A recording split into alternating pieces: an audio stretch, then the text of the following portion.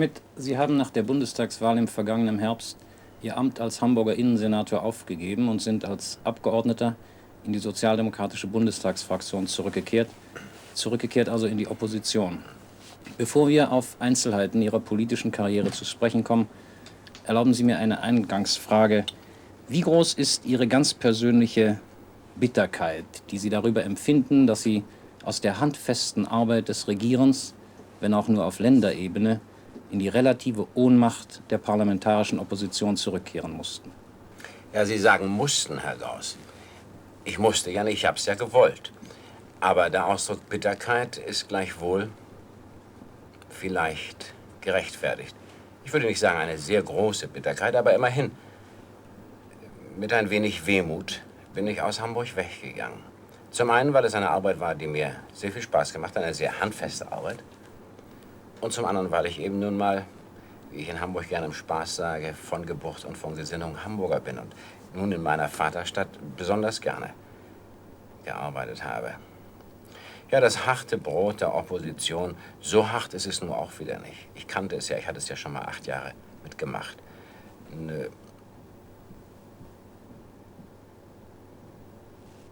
Aber ein bisschen Enttäuschung, dass es nicht weitergegangen ist mit dem Regieren. Ja, ich weiß nicht, ob der Ausdruck Enttäuschung richtig ist. Ich habe mich ja dazu entschlossen. Es ist mir nicht ganz leicht gefallen, so will ich sagen. Sie gelten als ein Mann mit nüchternem Tatsachensinn, als ein Pragmatiker. Haben Sie an einen sozialdemokratischen Wahlsieg geglaubt? Nein, ehrlich gesagt, das habe ich nicht geglaubt. Ich habe gerechnet damit, dass wir eine relativ zurückhaltende Rechnung hatte ich mir aufgemacht. Wetten abgeschlossen, dass wir ungefähr 42% der Mandate bekommen würden. Das ist keine schlechte Schätzung, Respekt. Es sind etwas über 40%. Ja, tatsächlich sind es etwas über 40% geworden, aber ich bin insofern eben auch ein bisschen enttäuscht vom Ergebnis. Warum haben Sie dennoch sich bereit gefunden, in das Schattenkabinett Willy Brandts einzutreten, wenn Sie an den Wahlsieg nicht glaubten? Weil das notwendig war. Es müssen sich immer auch, wenn eine Sache nicht gerade außerordentlich aussichtsreich steht und außerordentlich hoffnungsreich, es müssen sich doch Leute finden, die das machen. Was sind die wichtigsten Gründe gewesen, nach Ihrer Meinung, die zu dem neuerlichen Misserfolg der SPD geführt haben?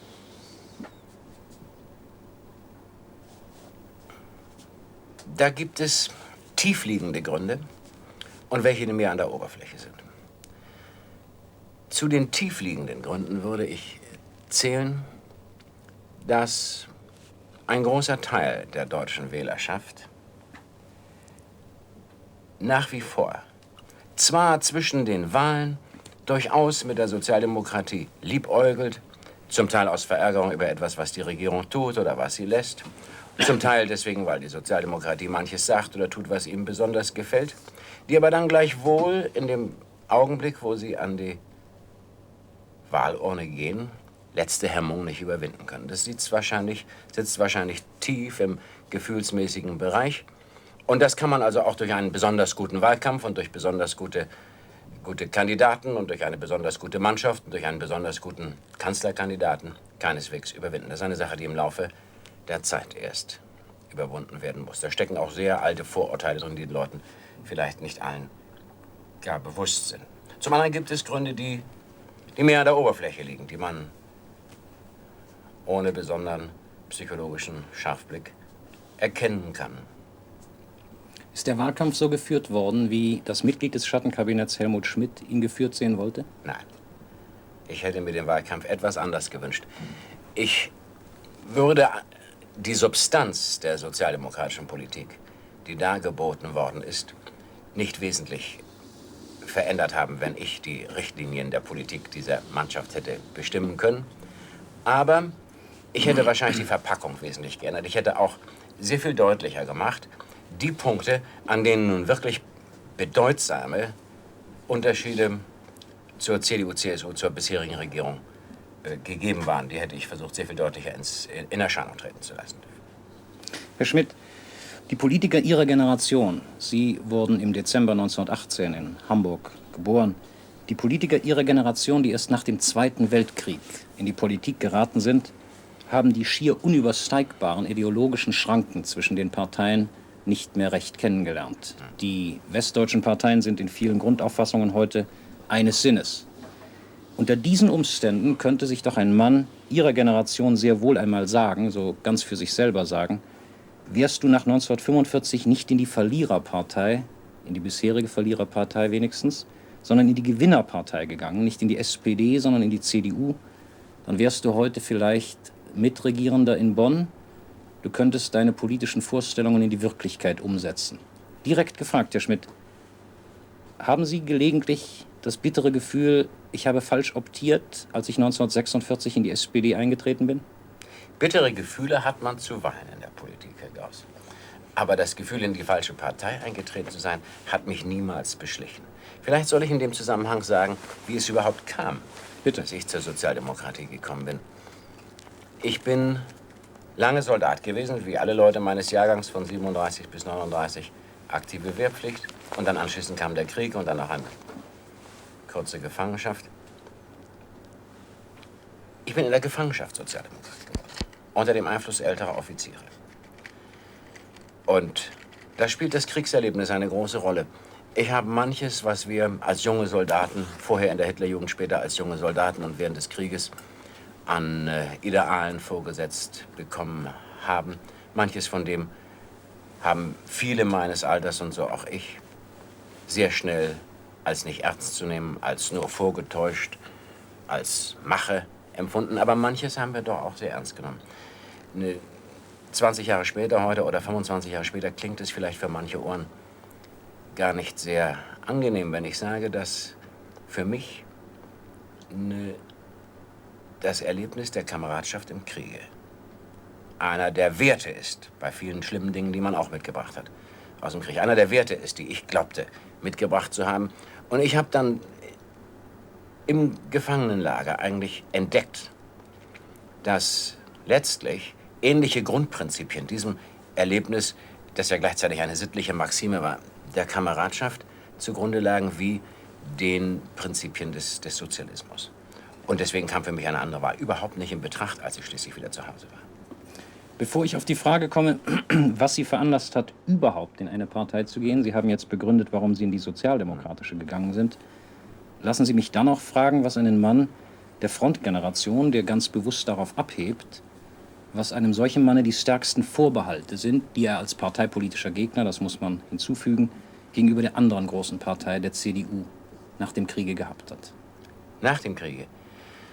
Als Sie vor der Wahl standen? Ja, ich stand gar nicht vor der Wahl, sondern für mich gab es gar keine Wahl. Das war eine selbstverständliche Entwicklung. Ich habe nie überlegt, ob eine andere Partei in Frage kam. Und ich habe also damals auch keine allzu starken Vorbehalte gehabt gegen die CDU. Die FDP war mir nicht so geläufig und deutlich. Hat ja auch lange Jahre gebraucht, bis sie ein einigermaßen einheitliches, deutliches Profil bekam. Aber ich habe gegen die CDU keine allzu großen Vorbehalte gehabt. Die haben sich dann erst später herausgestellt, in den 50er Jahren. Und es sind auch heute noch eine ganze Menge Vorbehalte da. Welche sind das? Lassen Sie mich darüber einen Augenblick nachdenken. Ich glaube, dass die CDU eine Partei ist, die über einen großen Fundus ausgezeichneter Leute verfügt. Verschiedenen Charakters, verschiedener menschlicher Entwicklung, verschiedener Auffassungen. Ich sehe sehr viel Positives bei dieser Partei. Aber was mich letztlich häufig wieder sehr stört, das ist das Beiseiteschieben, das man immer wieder erlebt, so jedenfalls ich aus meiner Sicht und aus über 8 Jahren Bundestag, das Beiseiteschieben von Überzeugungen oder von Grundsätzen, die man eigentlich nicht beiseite schieben darf. Die schwersten Vorwürfe, die ich den 12 Jahren, nein, es waren ja wohl mehr, all diesen Jahren unter Adenauers Herrschaft, 14 Jahre, die ich der CDU machen würde, war, das ist der bisweilen allzu legere Umgang mit der Wahrhaftigkeit. Der bisweilen nicht bis ins Äußerste penible Umgang mit dem Prinzip der Gerechtigkeit. Sie werden sagen, es hat mit Politik gar nichts zu tun, was Sie da vorbringen. Ich sage das nicht. Aber das sind eigentlich die Dinge, die mich am meisten stören bei der CDU. Nun sind ein Teil der Vorbehalte, die Sie jetzt als Sozialdemokrat gegen die CDU vorgetragen haben, auch genau jene Vorbehalte, die christliche Demokraten zum Teil auch dieser Sendung gegenüber der SPD vorgebracht haben. Ich weiß. Wie ist es mit dem Opportunismus heutzutage in der Politik überhaupt? Und wie steht Helmut Schmidt dazu? Opportunismus ist ein sehr schwierig zu behandelndes Wort, weil jeder, der das Wort hört, sofort damit sehr negative Einstellungen verbindet. Auf die Gefahr hin, dass das jetzt auch geschieht, wenn Sie diese Frage so stellen und ich also antworten soll, was ich vom Opportunismus hielte, will ich zunächst einmal sagen, als eine Teilantwort, dass ein gehöriges Gefühl für das, was opportun ist, notwendigerweise jedem Politiker eignen muss, sonst ist er nicht zu brauchen für seinen Beruf. Diese Portion haben Sie. Ich bin nicht immer ganz sicher, ob ich sie habe. Ich habe mich auch schon bisweilen in die Nesseln gesetzt. Die zweite Hälfte der Antwort lautet aber, dass das, was landläufigerweise Opportunismus genannt wird, nämlich das allzu wendige Einstellen auf jeweilige Verhältnisse, um nicht aufzufallen, um nicht anzuecken, um sich durchzulavieren, davon halte ich nicht viel. Hat die Partei, zu der Sie gehören, sich nach diesem Gesetz, wie Sie es jetzt aufgestellt haben, immer verhalten in den letzten Jahren? Nach Ihrer Meinung? Die Partei als Ganzes, es ist ja eine Summe von dem Wirken vieler, vieler einzelner Menschen, bedeutender und weniger bedeutender. Die Partei als Ganzes ist sicherlich frei von Opportunismus. Und das, was ihr als Opportunismus angekreidet wird, was ihr als Opportunismus unterstellt wird, würde ich anders sehen wollen und würde ich anders nennen. Es ist zum großen Teil Anpassung an die tatsächlichen Verhältnisse und das Abgehen von Vorstellungen, die in der Realität nicht mehr vorgefunden werden. Das würde ich nicht Opportunismus nennen. Aber sicherlich hat es auch, wie bei Politikern aller Richtungen und überall, auch opportunistische Handlungen Einzelner gegeben. Aber ich würde gerne in dem Zusammenhang auf einen mir sehr wichtigen Akt kommen, nämlich auf das Godesberger Programm von 1959. Ich wäre darauf gekommen, aber bitte. Das steht ja bei vielen, die den Sozialdemokraten Opportunismus vorwerfen, oder stand bei vielen im Vordergrund. Viele haben das zunächst missverstanden als eine opportunistische Anpassung an die neue psychologische oder massenpsychologische Lage in unserem Volk. Ich halte das für völlig abwegig. Ich habe ja selber als zunächst ganz junger Mann 15 Jahre daran teilgehabt, wie all diese Gedanken sich entwickelten, die dann schließlich in dem Godesberger Programm, das eine Art Summe war, die gezogen wurde, sich im Godesberger Programm niedergeschlagen haben. Das war keine opportunistische Anpassung, sondern das war der schließliche und endliche Vollzug, Sichtbarmachen einer Entwicklung, die wahrscheinlich in manchen Einzelnen schon in der Weimarer Zeit angefangen hatte, die während des Dritten Reiches in den Konzentrationslagern, in der Emigration, auf manche Weise während des Krieges auch in Leuten, die gar nicht zur Sozialdemokratie gehört hatten vorher, angefangen, fortgesetzt worden war und die dann schließlich und endlich zwangsläufig eines Tages in ein solches Programm einmünden musste. Herr Schmidt, was hat Sie denn nun überhaupt bewogen, im Jahre 1946 in eine Partei, ganz gleich zunächst welche, einzutreten? Wieso hatten Sie nicht, gerade aus der Kriegsgefangenschaft und aus langer Militärzeit zurück, die Nase voll? Ja, da haben Sie recht. Ich hatte durchaus die Nase voll. Warum dann in eine Partei? Nee. Meine Frau und ich haben während des Krieges und einige Freunde, die dazugehörten, und insbesondere in den letzten Kriegsjahren eigentlich gar keinen Zweifel mehr daran gehabt, dass das alles in einem schrecklichen äußeren und inneren und moralischen Zusammenbruch enden würde. Ich muss gestehen, wir haben uns den Zusammenbruch sogar noch schlimmer vorgestellt, als er gekommen ist. Und bei dieser Vorstellung von der Sinnlosigkeit, in die all unser damaliges Tun und Lassen einmünden würde, haben wir wohl manchmal gesagt, nie im Leben wollen wir was mit Politik zu tun haben. Unsere Idealvorstellung war, damals gab es ein Buch von Ernst Wiechert, Das einfache Leben. Ich weiß, dass viele Leute damals ähnlich empfunden haben wie wir auch. Das wäre unser Ideal gewesen, ganz zurückgezogen von dem Getriebe der Welt. Und als man dann aus der Gefangenschaft wiederkam, nach Hause kam und sah, was alles an entsetzlichen Dingen da war und was ja änderbar war. Man konnte ja was dagegen tun. Da fand ich mich wie viele meiner Altersgenossen herausgefordert, daran mitzuwirken. Wir haben damals 1946, 45 schon in Hamburg eine Gruppe sozialistischer Studenten gegründet. Sie waren an der Universität und studierten Volkswirtschaft. Ja, an der Hamburger Universität. Und das waren fast alles Soldaten, die heimgekehrt waren. Die alle dasselbe Gefühl hatten, hier muss man irgendwas tun. Das kann man sich nicht einfach so sich selber überlassen, dieses Chaos. Nun gut, nun waren Sie also in der SPD und die Sozialdemokratie hatte zwar immer brav Soldaten gestellt, aber nach der damals vorherrschenden Parteimeinung galten mindestens Offiziere theoretisch doch als suspekt. Und ich würde gern wissen, wie reagierte denn der traditionell gebundene Genosse auf den Offiziersledermantelgenossen Schmidt, Ja. der da nun plötzlich auftauchte? Zunächst gar nicht so ganz freundlich. Aber nachdem er dann merkte, dass der andere das ernst meint und also auch trotz Hänseleien und gelegentlicher Flachsereien und gelegentlich böser Bemerkungen gleichwohl dabei blieb, hat sich das dann im Laufe der Jahre abgeschliffen. Das ist ja nicht nur mir so gegangen, das ist manchen meiner Freunde so gegangen. Was waren das für böse Bemerkungen? Nun, es gab Leute, die allen Ernstes zunächst uns, die wir als ehemalige Offiziere aus dem Krieg nach Hause kamen, das nicht ganz abnehmen wollten, dass wir uns hier innerlich für die Sozialdemokratie und in der Sozialdemokratie engagierten, die das für irgendeine Art von Mache oder Opportunismus oder sonst was hielten. Ja, das gab's schon. Das wurde dann bisweilen in bösen Bemerkungen auch gesagt. Wie haben Sie das durchgestanden? Sie gelten als ein harter Debatter. Das muss nicht dasselbe sein wie ein unempfindlicher Politiker. Ich würde gern wissen, wie reagieren Sie auf Widerstand gegen Ihre Person und Ihre Absichten? Gleichgültig, sofern es nicht ein Widerstand wird, der die Position gefährdet? Oder wachsen Sie an Widerstand oder deprimiert Sie Widerstand, wenn er persönlich gefärbt ist, weil Sie sich dann verkannt fühlen? Nein. Das Letzte wollen wir erstmal ausschalten. Also deprimiert habe ich mich nie gefühlt, wenn ich mich mit jemandem streiten musste oder wenn andere sich mit mir streiten wollten. Das Wort, ob man am Widerstand, dem man gegenübersteht, wächst, das kommt mir ein bisschen hochgestochen vor. Das würde ich nicht gerne gebrauchen. Am Widerstand Sie würden es aber nicht ausschließen. Nein, ich will das nicht ausschließen. Im Gegenteil. Sie würden es eigentlich doch für sich in Anspruch nehmen wollen. Ja, ich würde es anders ausdrücken.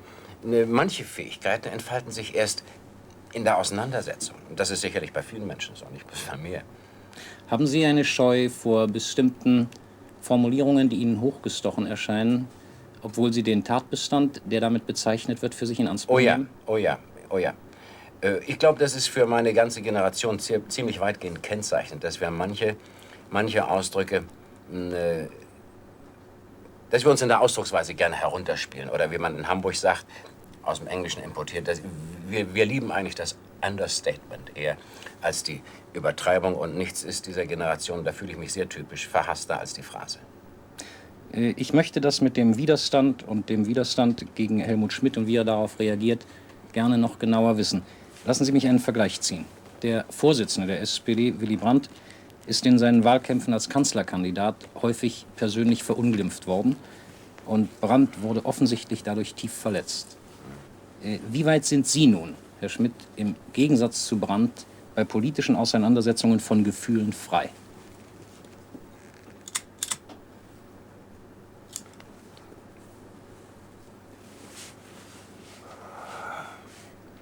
Von Gefühlen frei bin ich sicherlich nicht. Aber dass ich verletzt würde, das kann ich auch nicht sagen. Das gehört in gewisser Weise ja zu dem Beruf des Politikers dazu, dass er im Laufe der Zeit, wenn es ihm nicht von Natur aus mitgegeben ist, sich selber dazu erzieht, eben nicht allzu leicht verletzt zu sein. Willy Brandt hatte übrigens einen Grund, verletzt zu sein. Ich meine, das ist nicht in Zweifel gezogen. Ja, mich interessiert hier die Frage, wie wäre Helmut Schmidt zu verletzen? Gibt es etwas, was Helmut Schmidt verwunden würde? Wenn ich an Brandts Stelle gewesen wäre, mit demselben Lebensweg wie er, möchte ich glauben, das hätte mich auch verletzt. Ich hätte mich allerdings resolut zur Wehr gesetzt. Willy Brandt hat gemeint, darüber hinweggehen zu sollen mit einer gewissen Großzügigkeit. Ich hätte wahrscheinlich anders reagiert. Wie hätten Sie reagiert? Scharf. Sie hätten geklagt? Geklagt? Nein. In offener Feldschlacht hätte ich mich auseinandergesetzt mit diesen Leuten. Kommen Sie sich niemals zu Feind vor, um irgendeine Auseinandersetzung zu führen? Das ist wieder so ein hochgestochener Ausdruck, Herr Gauss, nicht? Nein. Ich möchte nicht gern sagen, ich käme mir zu fein vor, aber es gibt Leute, mit denen ich mich nicht einlassen würde, einfach weil ich das Gefühl habe, es steht nicht dafür. Weil sie zu kleinkariert sind oder weil sie zu gehässig sind. Die gibt es nicht unbedingt im Parlament, aber so, man begegnet im Leben Leuten, die einen ärgern wollen und man sagt, ach was, das schieben wir beiseite, da kümmern wir uns nicht drum. Und das können Sie auch wirklich. Da müssen Sie sich nicht zwingen. Sie haben sich immer unter Kontrolle? Ich glaube, das kann man nicht sagen, dass man sich immer unter Kontrolle hat, aber ziemlich, glaube ich schon, ja. Kommen wir einmal auf den Debattenredner. Sie haben sich im Parlament, im Bundestag, dem Sie von 1953 bis 1961 angehörten und jetzt also wieder, haben Sie sich den Beinamen Schmidt-Schnauze zugezogen oder verdient, wie immer Sie wollen. Würden Sie mehr sagen zugezogen oder mehr verdient? Beides. Beides. Sie haben sich den Beinamen Schmidt-Schnauze verdient. Und es hat Debatten gegeben, bei denen Sie offensichtlich Ihren Gegner in Rage bringen wollten. Ich erinnere mich an eine, in der Sie dem Baron Guttenberg, dem CSU-Abgeordneten, vorgehalten haben, dem Sinne nach, dass Großgrundbesitzer wie er übrig geblieben seien, allzu oft und dazu beigetragen hätten, dass manche Verhältnisse in Deutschland nicht so geordnet seien, wie Sie sie sich wünschten. Meine Frage, sind Sie dann auch in Rage oder sind Sie dabei von einem ganz kühlen Kopf? Zwar gereizt, aber ganz kühlen Sinnes. Wenn Sie aber gerade diese Gelegenheit, ich erinnere mich sehr gut an diese Auseinandersetzung, wenn Sie gerade diese Gelegenheit jetzt mir in Erinnerung rufen, dann muss ich wohl sagen dürfen, dass unmittelbar vorhergegangen war eine sehr scharfe, Jawohl, natürlich. sehr scharfe, bewusst provozierende Rede Gutenbergs. Es ging um Atombewaffnungsfragen. Es war Nein, es ging gar nicht um. Nein, das ging gar nicht um. Das war nicht mehr in der Atomdebatte. Das war eine andere Gelegenheit. Es war im November 1958. Kann auch 59 gewesen 58. sein. Die große Atomdebatte war vorbei. Es war nicht in der Atomdebatte. Gutenberg griff die innere Glaubwürdigkeit der Sozialdemokratie. Ich habe es nachgelesen. In einem grundsätzlichen Vortrag. Ja. Und das war so, nach meinem Empfinden, so arrogant und so überheblich. Wir sind inzwischen ganz gute Kollegen geworden. Das ist ja nur auch 8 Jahre her und können sehr freundlich und nett miteinander umgehen, obwohl wir sehr verschiedener Meinung sind in vielen Punkten. Aber meine ganze Fraktion hat das damals als eine Ungeheuerlichkeit empfunden, mit ganz kaltem Blut dargestellt zu werden als Leute, die bewusst etwas anderes sagten, als sie dächten.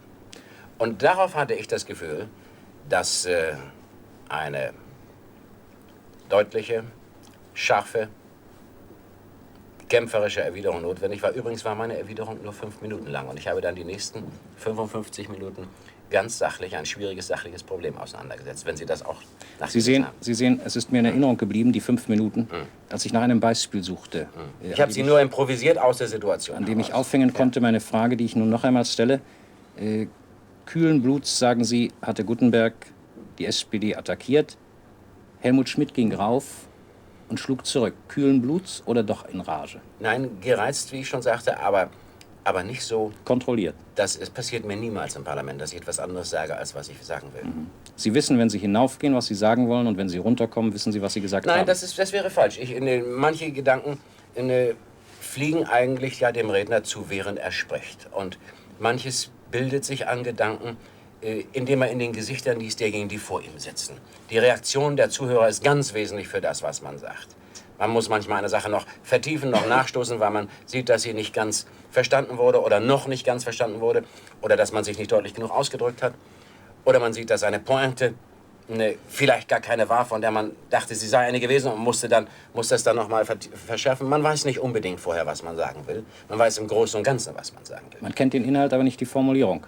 So ist für Sie jetzt gemünzt. So ist es. Man kennt den Inhalt, aber keineswegs die Formulierung, mit Ausnahmen. Es gibt manchmal auch natürlich, auch in Debatten, Sätze, die man im Kopfe oder vielleicht sogar auf dem Papier vorformuliert hat. Das gibt's auch. Gehören Sie zu den Debattenrednern, die lieber vorformulieren oder, wie ich es jetzt verstanden habe, es darauf ankommen lassen, dass Ihnen die richtige Formulierung einfällt? Das Letztere. Ich bin gehandicapt und kann in große Verlegenheit geraten, wenn ich habe es einmal gemacht, schon viele Jahre her, eine Rede voll vorformulieren würde. Dann verliere ich den Faden zum Papier, weil ich mich inzwischen davon löse und mir alle möglichen Dinge einfallen, die ich dann auszudrücken suche. Und wenn ich mit diesem Gedanken, der mir eingefallen ist, zu Ende bin, dann muss ich ja eigentlich wieder auf das Papier zurück und finde den Faden nicht mehr. Also ich hasse das mit vorformulierten Reden.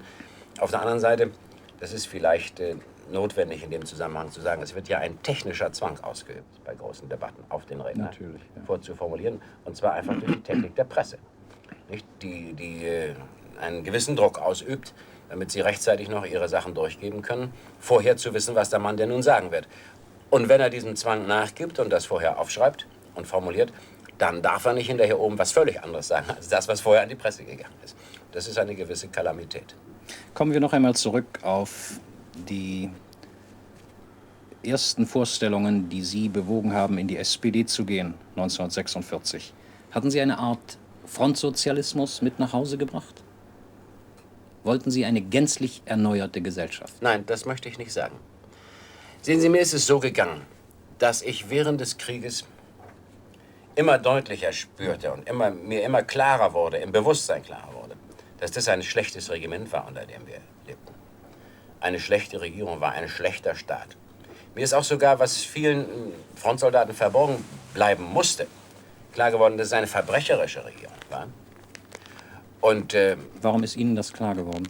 Weil ich eine Zeit während des Krieges in Berlin im Luftfahrtministerium tätig sein konnte und dadurch, und dadurch mehr Einblicke kriegte in manche Dinge, als man sie an der Front hat kriegen können. Und auch mehr gehört habe. Ich wusste also ganz genau, dass ich dagegen war.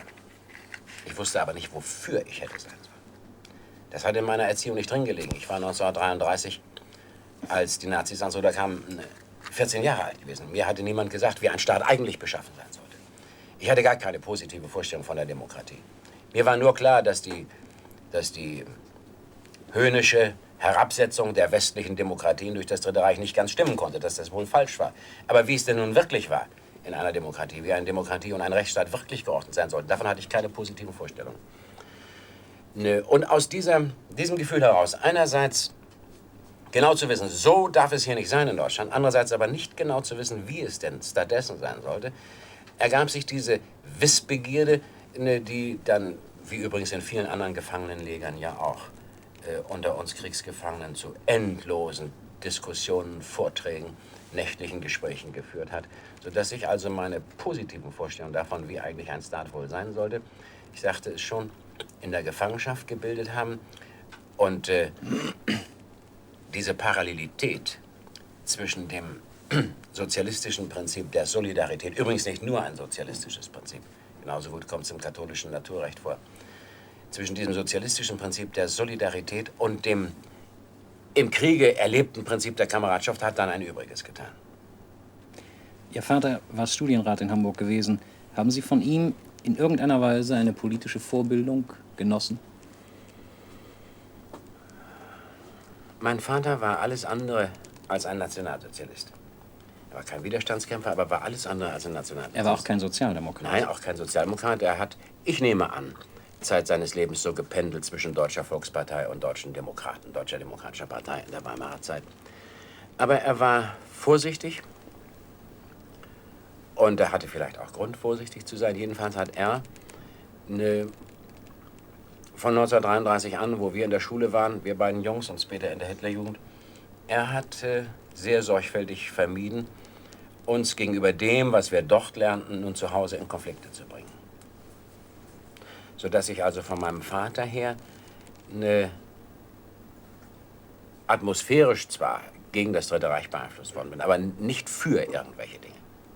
Sie haben vorhin von den nächtelangen Diskussionen gesprochen, die bald nach dem Kriege in Gefangenenlagern und außerhalb der Gefangenenlager geführt wurden in Westdeutschland. Teilen Sie die ein wenig sentimentale Sehnsucht vieler Westdeutscher ihrer Generation nach den ersten Nachkriegsjahren, nach den unermüdlichen Debatten jener Zeit, als alles noch ungeordnet war und damit die Chance zu bergen schien, neu geordnet zu werden? Nein, Sehnsucht würde ich nicht sagen. Wohl aber empfinde ich sehr deutlich aus der Erinnerung heraus, dass manche der Debatten, die man damals geführt hat, zu den schönsten und fruchtbarsten Debatten und Gespräche gehört haben, die ich überhaupt dann erlebt habe, einschließlich der ganzen späteren 20 Jahre als Politiker. Sie haben vorhin schon vom Godesberger Programm gesprochen, das sich die SPD 1959 gegeben hat. und das also nach Vorstellung der SPD ausdrücken soll, dass die Sozialdemokratie heute eine weithin entideologisierte Volkspartei ist. Haben Ideologien jemals für Sie etwas bedeutet? Oder haben Sie sie immer als Ballast für die praktische Politik verstanden? Das sind zwei Fragen. Lassen Sie mich zunächst mal versuchen, die erste zu beantworten. Ob Ideologien je für mich etwas bedeutet hätten.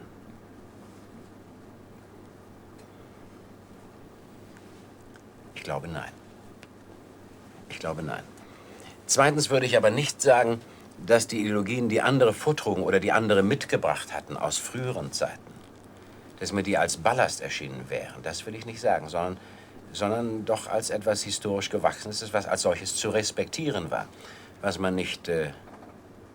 Auch etwas Respektables kann Ballast sein. Ja, was ich nicht zu akzeptieren hatte, aber das deswegen gleichwohl Respekt verdienen konnte. Nicht alles, aber vieles.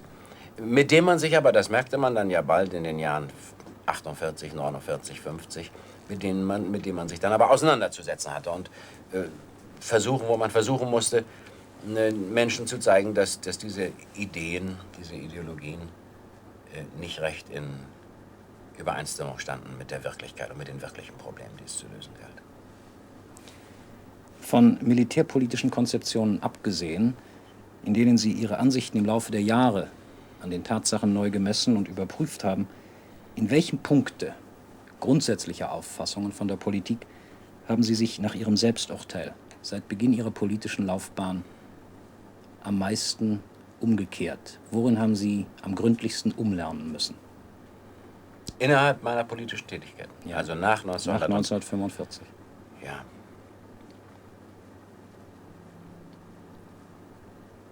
Da muss ich mal einen Augenblick nachdenken. Ihre Formulierung am meisten umlernen Worin haben Sie überhaupt umlernen klingt so, als ob man auf vielen Punkten habe umlernen müssen. Ich glaube, umlernen ist, was mich angeht, kein sehr zutreffender Ausdruck. Lernen, ja, eine ganze Menge. Aber umlernen, das weiß ich nicht. Eins will ich sagen, Herr Gauss. In den ersten Jahren nach dem Kriege war in meinen politischen Vorstellungen die sozialistische Komponente viel gewichtiger. Heute ist die demokratische viel gewichtiger. Das würde ich aber nicht als einen Umlernprozess bezeichnen. Als einen Lernprozess. Ja, einen Entwicklungsprozess. Ein Lernprozess, der wodurch ausgelöst wurde? Durch die Erkenntnis, dass die sozialistische Komponente die Sozialdemokratie noch weiter von der Macht fernhalten würde, als sie es noch immer ist? Oder durch objektive Einsichten, die vom Sozialismus her und der Relativierung des Sozialismus ausgelöst wurden? Beides, sowohl als auch. Und vor allem drittens, weil ich im Laufe der Zeit erfahren habe, dass das Funktionieren der Demokratie und dass das Funktionieren des Rechtsstaats unendlich viel wichtiger ist, nach meiner Vorstellung, unendlich viel wichtiger ist, als manches an zu weit getriebener sozialistischer Akribie, das wir uns damals vorgestellt haben.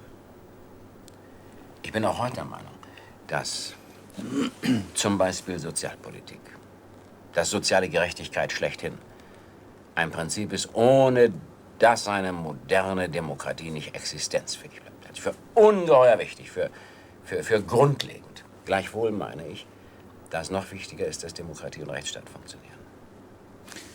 Sie glauben nicht, dass das eine vom anderen abhängt? Oh ja, das ist ineinander verwoben. Eine Demokratie kann nicht funktionieren, wenn es in diesem Lande keine soziale Gerechtigkeit gäbe. Dann bleibt auch die Demokratie nicht funktionsfähig.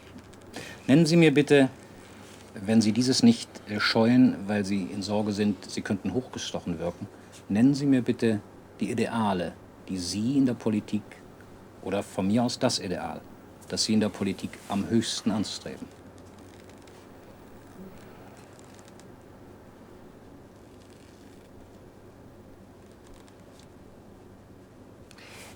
Ich will auf Ihre Frage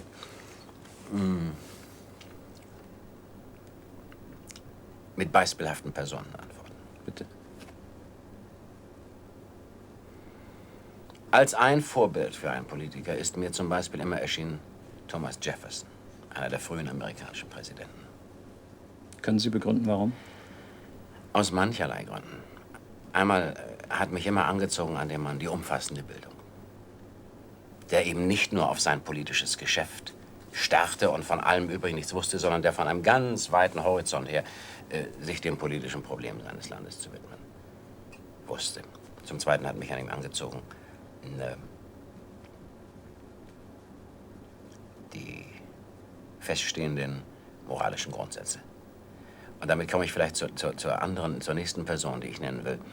Aus unserer Zeit, ich habe das auch in Versammlungen vor jungen Leuten schon mehrere Male gesagt. In unserer Zeit finde ich, dass Johannes der 23. ein Ideal ist, auch für Politiker sein sollte. Übrigens nicht nur für Politiker, auch für andere Menschen, insbesondere für junge Menschen, weil er in so überaus überzeugender Weise weit über den Bereich seiner katholischen Kirche hinaus allen Menschen auf der Welt die Notwendigkeit der Toleranz vor Augen geführt hat. Die sittliche Notwendigkeit der Toleranz, wenn Menschen miteinander überhaupt sollen leben können. Und als Dritten möchte ich jemanden nennen, der gerade für Deutschland etwas geleistet hat, was notwendig war. Aber nicht nur für Deutschland. Das ist Kennedy, der den Leuten, den Menschen in der ganzen Welt den Mut zum Ideal zurückgegeben hat. Das war eine Zeit lang und ist auch heute noch unter manchen Menschen in Deutschland etwas Suspektes, Ideale zu haben. Ich finde das gar nicht suspekt.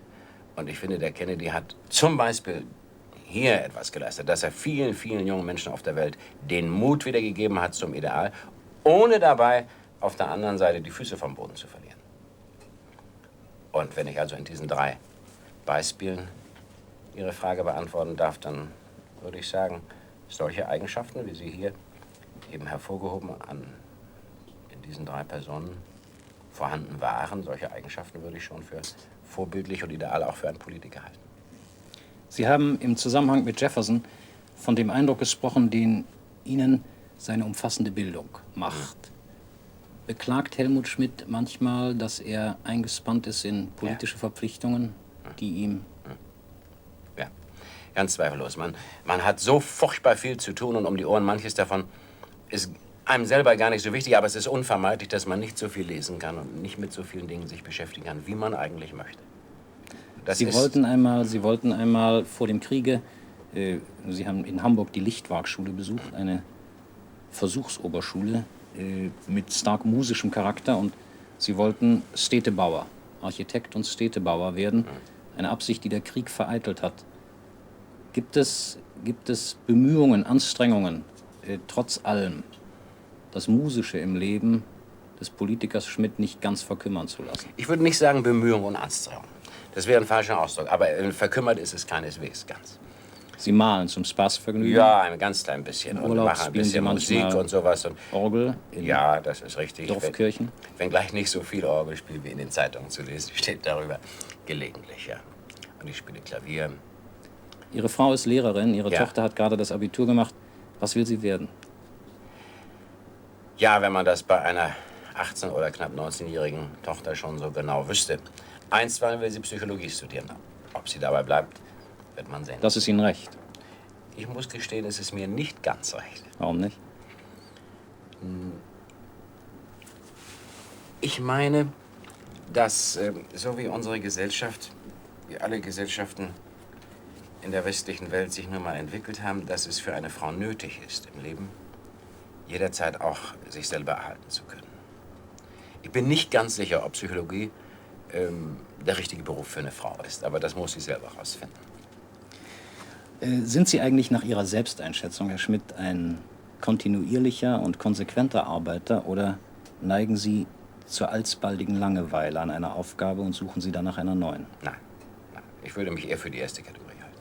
Sie glauben, Sie sind fleißig und konsequent im Arbeiten?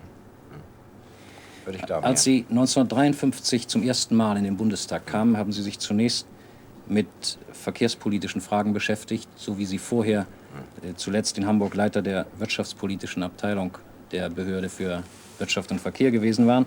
Sie sind dann aber sehr schnell neben Fritz Erler als Verteidigungsexperte der sozialdemokratischen Opposition getreten. Dazu, zu dieser Parlamentskarriere, habe ich mehrere Fragen. Zunächst, wie weit haben Sie in der Beschäftigung mit verteidigungspolitischen Fragen auch die ganz persönliche Chance gesehen, voranzukommen, weil das ein Gebiet war, um das viele Sozialdemokraten aus traditionellen Gründen einen Bogen machten? Nicht als eine Chance voranzukommen, aber als eine Chance überhaupt sich zu betätigen. Jemand, der neu in den Bundestag kommt, das dürfte heute nicht anders sein als damals vor 12 Jahren, der findet in seiner jeweiligen Fraktion so ziemlich alle Arbeitsgebiete bereits besetzt vor mit alten Hasen. Die das schon kennen, die sich um dieses Arbeitsgebiet schon lange gekümmert haben und die das auch viel besser können als er, denn er ist ganz neu und bringt zwar einige Kenntnisse mit, aber andere fehlen ihm auch. Und es ist also für jeden jungen Abgeordneten relativ schwierig, sich innerhalb seiner Fraktion im Bundestag ein eigenes Arbeitsgebiet zu schaffen. Ich habe damals sicherlich auch unter dem Eindruck, dass hier, Fritz Erler kümmerte sich schon mehr und mehr um Außenpolitik und konnte sich nicht auf die Verteidigungspolitik allein beschränken, konzentrieren. Ich habe damals sicherlich auch empfunden, dass hier ein offenes Feld war, eine Lücke sozusagen, die mir die Möglichkeit geben würde, zu arbeiten. Und selbst was zu tun und nicht nur zuzuhören, wenn andere sprachen. Auf der anderen Seite habe ich die Lücke aber auch in einem ganz anderen Sinne noch empfunden. Das fing etwa 1955 an, nein 1954, im Zusammenhang mit der großen, ganz Europa damals beschäftigenden EVG-Debatte, Plevin-Plan und so weiter. Ich habe damals die Notwendigkeit empfunden, gemeinsam mit anderen meine Partei aus einer zu starken emotionalen Betrachtung der damit aufgeworfenen Probleme zu einer mehr rationalen, und das heißt politischen, Betrachtung der Probleme hinzuführen. Das für eine politische Aufgabe angesehen, und das war es auch. Und alle, die das an dieser Aufgabe mitgewirkt haben, an erster Stelle in jenen Jahren Fritz Erler und dann andere und unter ihnen auch ich, wir alle haben das als eine solche Aufgabe empfunden. Es war gar keine sehr angenehme und keine leichte Aufgabe. Ich würde darauf gerne noch kommen, zwischendurch aber. Warum haben Sie die Formulierung voranzukommen in dem Zusammenhang mit Ihrer Betätigung als Wehrexperte zurückgewiesen? Scheuen Sie das Eingeständnis, dass ein junger Politiker, der Sie damals waren, auch den Wunsch haben kann, wie ich finde, haben muss, voranzukommen? Oder warum sollte er das nicht eingestehen? Nein, das kann er gerne eingestehen. Ein erhebliches Mindestmaß, sagen wir, an Ehrgeiz ist notwendig, wenn der Mann überhaupt was leisten soll in der Politik. Das finde ich sicherlich. Auch. Würden Sie also die Formulierung Sicherlich. Voranzukommen auch für Helmut Schmidt als eine Überlegung, die er in sein Kalkül einzieht, gelten lassen? Grundsätzlich ja. Für die damalige Zeit, nach der Sie gefragt hatten, war es in Ordnung. Kein Kalkül. Ja. Jetzt also zu dem, was Sie Befreiung von Gefühlsballast, so haben Sie es nicht formuliert, aber dem Sinne nach genannt haben eben. Ich habe in Ihrem Buch Verteidigung und Vergeltung ein, wenn Sie so wollen, Schuldbekenntnis Helmut Schmidts gefunden. Sie haben eingeräumt, dass Sie mitbeteiligt und mitschuldig gewesen seien an der Belastung der Wiederbewaffnungsdebatte durch Gefühlsmomente und durch Vorurteile, so haben Sie geschrieben. In welcher Weise haben Sie daran Schuld getragen, nach Ihrer heutigen rückblickenden Betrachtung? Und was waren die Gründe, die Sie zu diesen Fehlern veranlasst haben? Lassen Sie mich zunächst mal sagen, dass das, was Sie da aus diesem Buch zitieren, ja nicht eine Art von Selbstkritik ist, wo jemand also Nein, Sie können es als mit großer Geste es ist gar nicht vor sein Volk stellt und mea culpa ruft, sondern es ist eine Fußnote. Jawohl. Es ist eine Fußnote in dem Buch an einer Stelle, wo allgemein beklagt wird, dass zwar im Bundestag gegenüber militärischen, gegenüber bundespolitischen, gegenüber abrüstungspolitischen Problemen sehr viel guter Wille, aber relativ wenig Sachverstand vorhanden sei. Aber man muss auch die Fußnoten Das lesen. ist geschrieben 1960 im Sommer. Und darunter steht dann eine Fußnote, wo sagt, übrigens, ich bin auch daran schuld, Jawohl. dass die Emotionen mitschuld, dass die Emotionen bei manchen Bundestagsdebatten den Sachverstand überwogen haben. Nun, mir schien das einfach aus Gründen der intellektuellen Redlichkeit notwendig, diese Fußnote anzubringen. Ich habe damit sonst weiter nichts ausdrücken Worin lag wollen. Ihre Schuld? Ja, ob der Ausdruck Schuld ganz richtig ist, wir haben eben alle nicht genug gewusst. Der Einzige, der damals wirklich schon sehr viel wusste zu jener Zeit, 58, war Strauß. Alle übrigen Politiker waren relativ schlecht informiert über diese militärischen Probleme, tasteten sich hinein, hatten bis dahin keinen richtigen Zugang zu dem Fundus an Literatur, den es darüber bereits gab, in Amerika, nämlich in England. Und ob man das nun Schuld nennen will oder wie immer, das bleibe dahingestellt, würde ich sagen. Tatsache ist, dass auf allen Bänken des Bundestages in jenen Atomdebatten, zum Beispiel des Jahres 1958, mehr guter Wille und ehrliche Überzeugung als Sachverstand gewaltet hat. Sie schließen aus, vollkommen für Helmut Schmidt, dass auch bei dem Mitbeteiligtsein, lassen wir den Schuldbegriff beiseite, dass auch an dem Mitbeteiligtsein, an der Gefühlsbelastung dieser Debatten, dass dabei bei Helmut Schmidt auch eine Überlegung dabei war, taktische Rücksicht zu nehmen auf die seinerzeit noch vorherrschende Parteimehrheit. Das habe ich nicht verstanden, Herr Gauss. Haben Sie Rücksicht genommen auf die Gefühle, die die sozialdemokratische Mehrheit... Bei der Fußnote in dem Buch oder in der Debatte? Nein, in der Debatte. In der Debatte, nein. Ich stand in dieser viertägigen Atomdebatte des Jahres 58. Strauß und ich haben uns später häufiger noch deswegen gehakt und miteinander gestritten und auch freundschaftlich unterhalten. Ich stand damals unter dem Eindruck, dass die Regierung tatsächlich darauf aus war, Verfügungsgewalt über atomare Waffen zu erlangen, wenngleich sie es nicht sagte. Und das hielt ich damals, halte ich übrigens auch heute noch, für die damalige Situation, wie auch für die gegenwärtige Situation, für eine höchst gefährliche und auf jeden Fall abzulehnende Politik. Nur, ob es damals in der Regierung Leute gab, die das wirklich wollten, das würde ich heute nicht mehr beweisen wollen. Strauß hat es seither immer wieder konstant abgestritten und die übrigen haben wahrscheinlich viel weniger gewusst, wovon sie sprachen, als er. Sie haben eben schon gesagt, Strauß sei vielleicht der Einzige im Parlament überhaupt gewesen, der genau begriffen habe, worum es geht. Dies ist ein respektables Kompliment, das Sie dem ehemaligen Bundesverteidigungsminister machen. Das ist nun auch ein Politiker Ihrer Generation, wie etwa auch Erich Mende und noch einige andere im Bundestag. Barzel. Sagen Sie bitte, was ist das Gemeinsame? Sie haben vorhin schon die Scheu vor den großen pathetischen Ausdrücken erwähnt. Was ist das Gemeinsame an dieser Generation? Wie unterscheidet sie sich von Älteren und von Jüngeren? Denn so ganz jung ist diese Generation ja auch nicht mehr. Das kann man von jemandem, der auf die 50 zugeht, oder auf die silberne Hochzeit ja wohl nicht gerade sagen. Eben. Ich bin nicht ganz sicher, dass man zwischen Männern, wie Sie sie eben genannt haben, Strauß, Mende, Barzel, ich selber, ich bin nicht ganz sicher, ob man da Gemeinsamkeiten der Generation ohne weiteres auffinden kann. Ich empfinde das Generationenproblem innerhalb der Sozialdemokratie viel deutlicher. Und lassen Sie mich zum Beispiel sagen, dass zwei Freunde von mir, die ich sehr schätze und in ihrer Leistung auch sehr respektiere, Willy Brandt nämlich und Fritz Erler, nur wenige Jahre älter sind als ich, 4 oder 5 Jahre. Gleichwohl empfinde ich sie als einer anderen Generation zugehörig, weil sie nämlich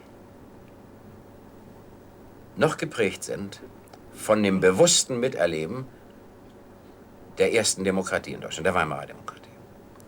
Wir waren damals zwar noch nicht volljährig, aber immerhin in einem Alter, in dem man bewusst miterlebte, auch Parteinamen sich engagierte für diese Demokratie, während ich einfach zu jung war. 4 Jahre, 5 Jahre weniger war einfach zu jung, ich war 14. Da empfinde ich einen großen Generationsunterschied. Und den zweiten Unterschied empfinde ich bei denjenigen, die so viel jünger sind als beispielsweise ich, dass sie jenen Konflikt nicht mehr selber miterlebt haben, unter dem wir im Kriege gestanden haben. Dem Konflikt einerseits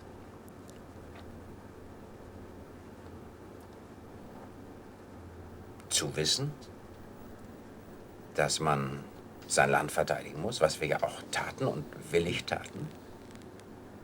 Und andererseits zu wissen, dass jeder Tag und jede Woche, um die auf diese Weise die endgültige Niederlage herausgezogen wurde, doch nur der Verlängerung eines letztlich eindeutig zu verurteilten Regimes dienten.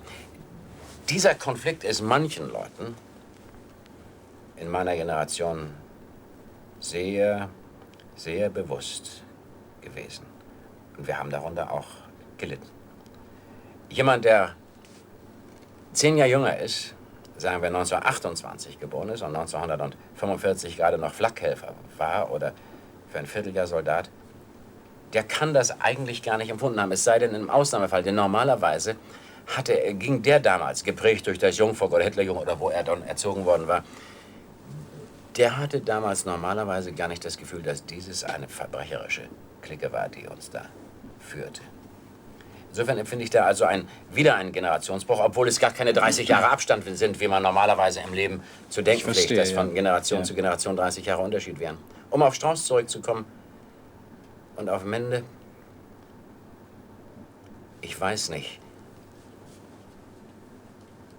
ob ich da typische Gemeinsamkeiten der Generation finden würde. Wie beurteilt der Politiker Helmut Schmidt den Politiker Franz Josef Strauß?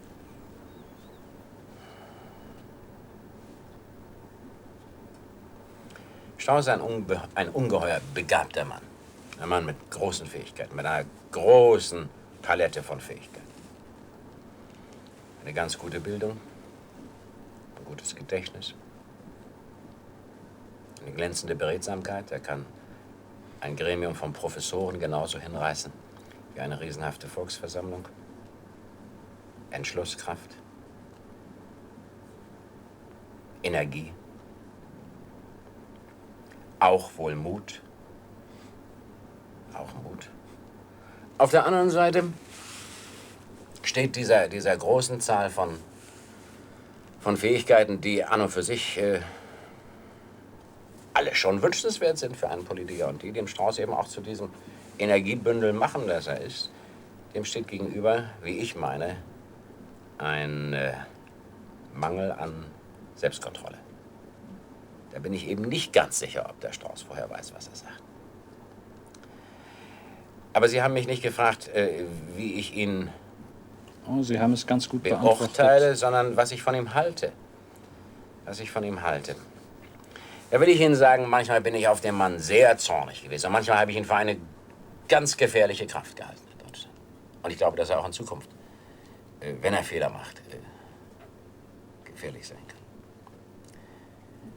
Andererseits sehe ich, dass er sich auch Mühe gibt, sich in den Griff zu kriegen. Und ich muss gestehen, dass mir in all diesen vielen Jahren auch immer eine gewisse Antenne für den Charme geblieben ist, den er bisweilen hat.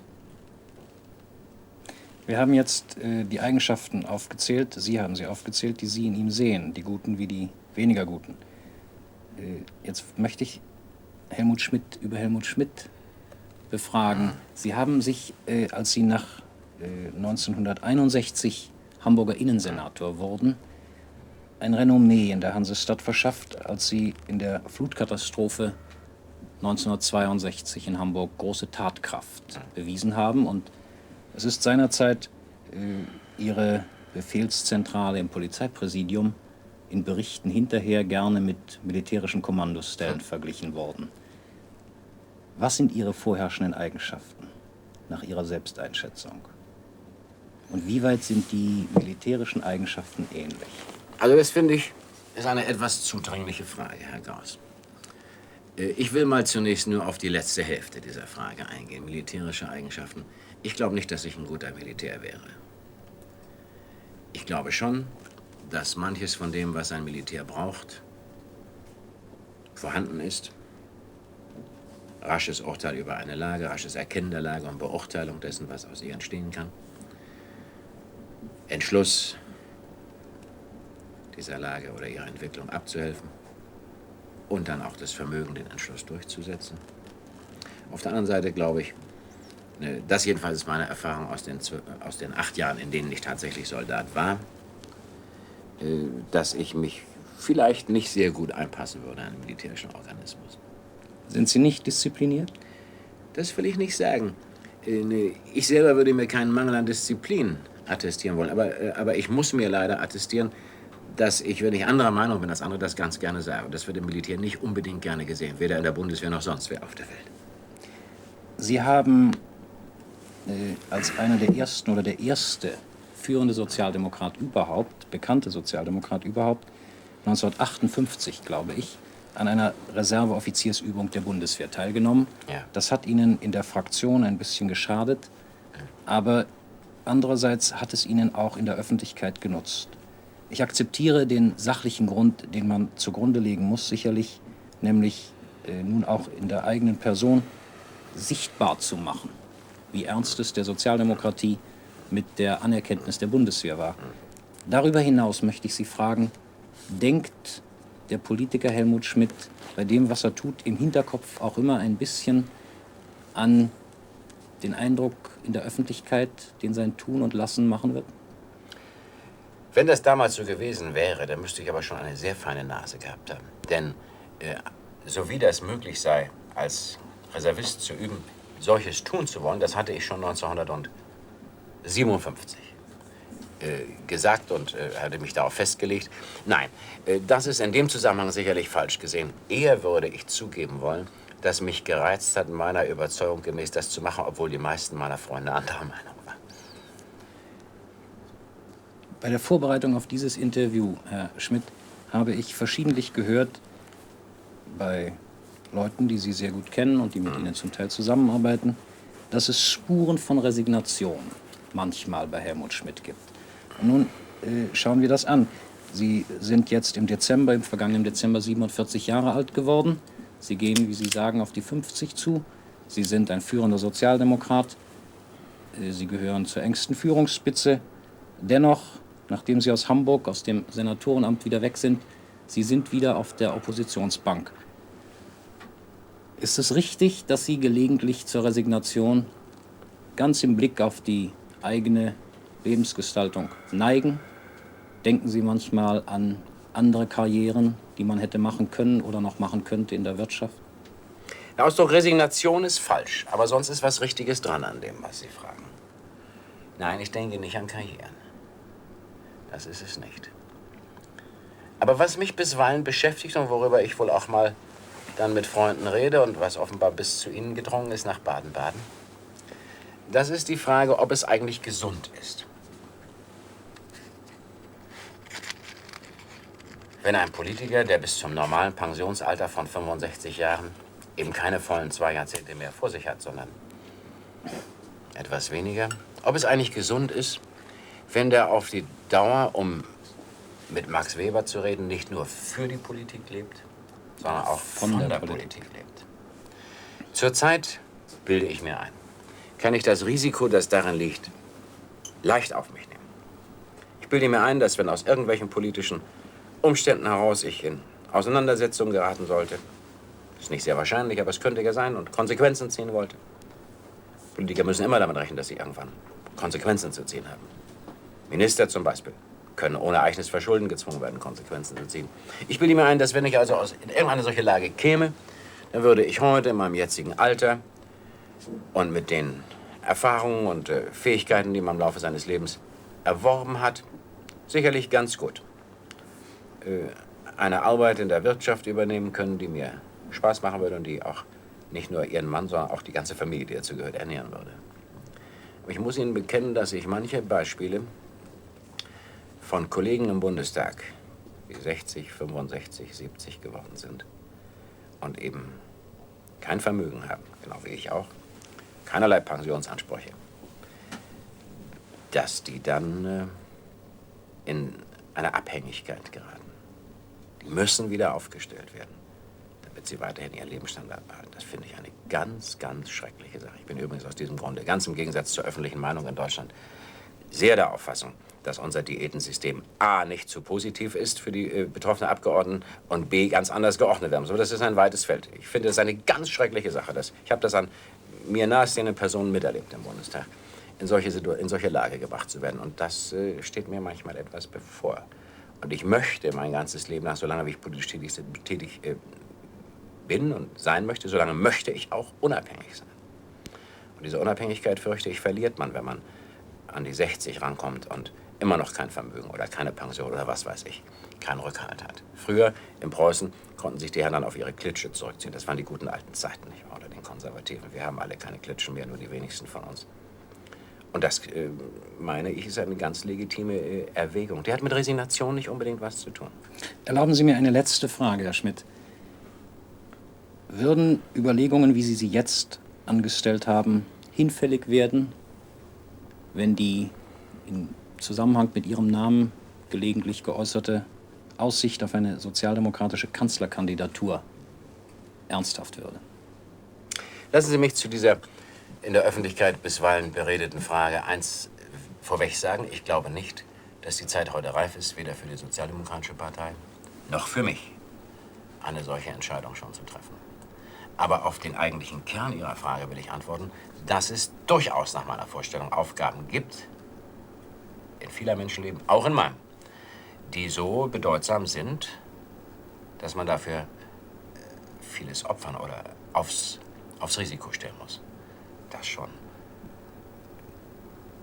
Jeder, der zum Beispiel ein Ministeramt annimmt, nehmen Sie Herrn von Hasselhorte, nimmt ein großes Risiko auf sich. Das muss er aber auch um der Aufgabe willen. Etwas anderes ist es, wenn man vor Aufgaben steht, von denen man glaubt, viele andere könnten sie auch erfüllen. Dann muss man nicht unbedingt.